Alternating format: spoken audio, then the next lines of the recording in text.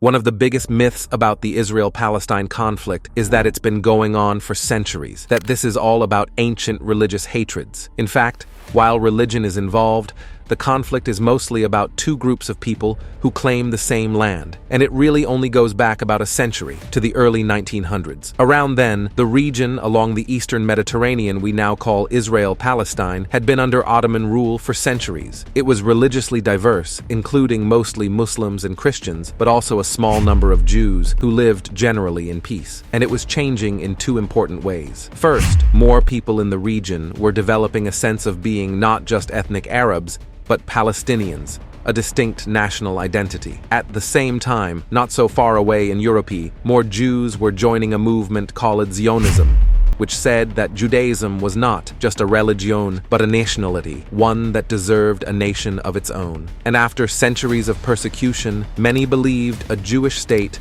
was their only way of safety, and they saw their historic homeland in the Middle East as their best hope for establishing it. In the first decades of the 20th century, tens of thousands of European Jews moved there. After World War I, the Ottoman Empire collapsed, and the British and French empires carved up the Middle East, with the British taking control of a region it called the British Mandate for Palestine. At first, the British allowed Jewish immigration, but as more Jews arrived, settling into farming communes, tension between Jews and Arabs grew. Both sides committed acts of violence, and by the 1930s, the British began limiting Jewish immigration. In response, Jewish militias formed to fight both the local Arabs and to resist British rule. Then came the Holocaust, leading many more Jews to flee Europe for British Palestine, and galvanizing much of the world in support of a Jewish state. In 1947, as sectarian violence between Arabs and Jews there grew, the United Nations approved a plan to divide British Palestine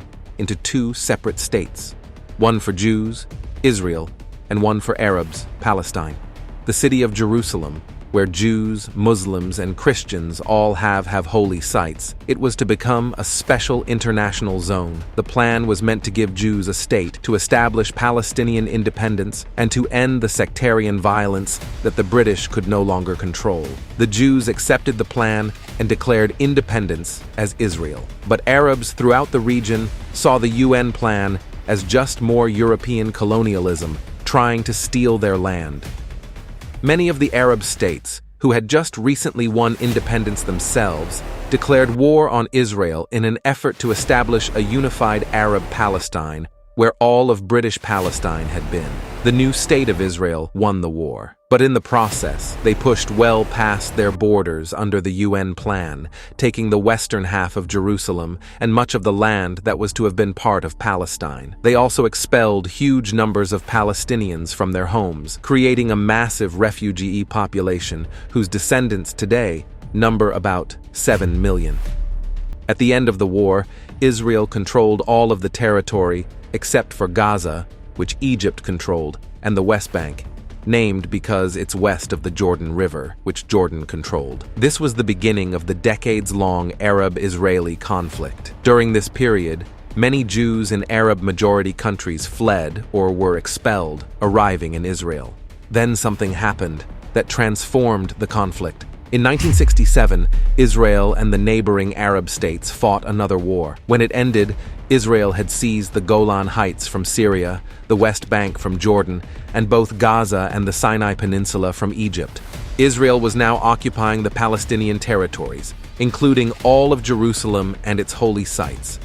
This left Israel responsible for governing the Palestinians, a people it had fought for decades. In 1978, Israel and Egypt signed the US-brokered Camp David Accords, and shortly after that, Israel gave Sinai back to Egypt as part of a peace treaty. At the time, this was hugely controversial in the Arab world. Egypt President Anwar Sadat was assassinated in part because of outrage against it, but it marked the beginning of the end of the wider Arab-Israeli conflict. Over the next few decades, the other Arab states gradually made peace with Israel, even if they never signed formal peace treaties. But Israel's military was still occupying the Palestinian territories of the West Bank and Gaza, and this was when the conflict became an Israeli-Palestinian struggle. The Palestinian Liberation Organization, which had formed in the 1960s to seek a Palestinian state, fought against Israel, including through acts of terrorism. Initially, the PLO claimed all of what had been British Palestine, meaning it wanted to end the state of Israel entirely. Fighting between Israel and the PLO went on for years, even including a 1982 Israeli invasion of Lebanon to kick the group out of Beirut. The PLO later said it would accept dividing the land between Israel and Palestine, but the conflict continued. As all of this was happening, something dramatic was changing in the Israel-occupied Palestinian territories. Israelis were moving in. These people are called settlers, and they made their homes in the West Bank and Gaza, whether Palestinians wanted them or not. Some moved for religious reasons, some because they want to claim the land for Israel, and some just because housing is cheap and often subsidized by the Israeli government. Some settlements are cities with thousands of people. Others are small communities deep into the West Bank. The settlers are followed by soldiers to guard them, and the growing settlements force Palestinians off of their land and divide communities. Short term, they make the occupation much more painful for Palestinians. Long term, by dividing up Palestinian land, they make it much more difficult for the Palestinians to ever have an independent state. Today, there are several 100,000 settlers in occupied territory, even though the international community considers them illegal. By the late 1980s, Palestinian frustration exploded into the Intifada, which is the Arabic word for uprising. It began with mostly protests and boycotts, but soon became violent, and Israel responded with heavy force. A couple hundred Israelis and over 1,000 Palestinians died in the first Intifada.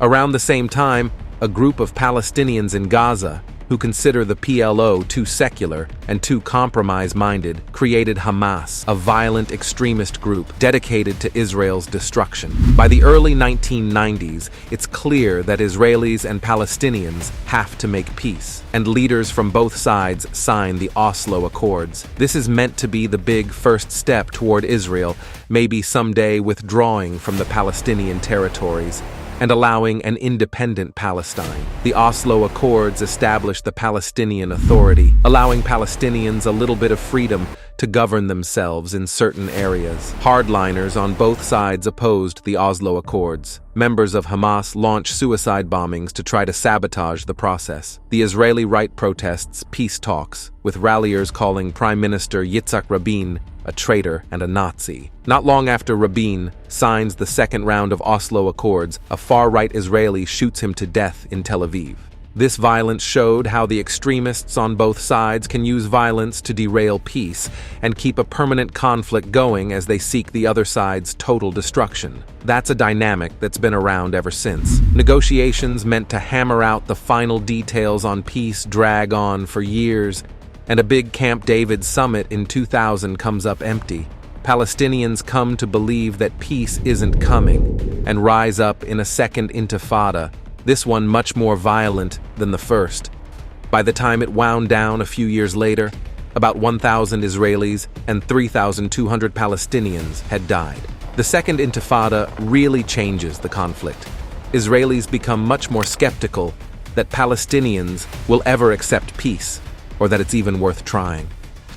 Israeli politics shift right, and the country builds walls and checkpoints to control Palestinians' movements. They're not really trying to solve the conflict anymore, just manage it.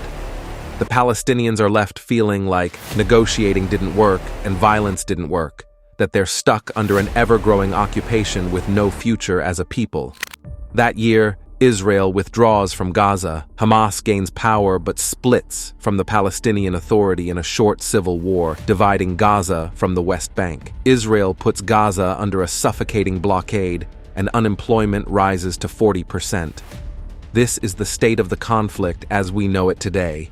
It's relatively new, and it's unbearable for Palestinians. In the West Bank, more and more settlements are smothering Palestinians, who often respond with protests and sometimes with violence, though most just want normal lives. In Gaza, Hamas and other violent groups have periodic wars with Israel. The fighting overwhelmingly kills Palestinians, including lots of civilians. In Israel itself, most people have become apathetic, and for the most part, the occupation keeps the conflict relatively removed from their daily lives, with moments of brief but horrible violence. There's little political will for peace. No one really knows where the conflict goes from here. Maybe a third intifada, maybe the Palestinian Authority collapses. But everyone agrees that things, as they are now, can't last much longer, that Israel's occupation of the Palestinians is too unstable to last, and that, unless something dramatic changes, whatever comes next will be much worse.